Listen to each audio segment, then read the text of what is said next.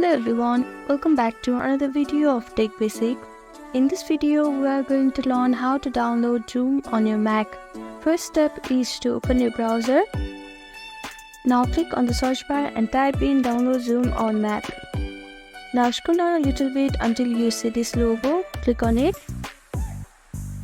Now here you can see a download button, but this download is for only Windows. So for Mac with Apple Silicon, click here. Now your download has been started. After your download is completed, you can see a pop-up like this. Click on it. Now you can click on continue.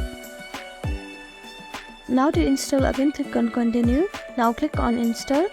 Now your laptop password is required to install, so type in your laptop password.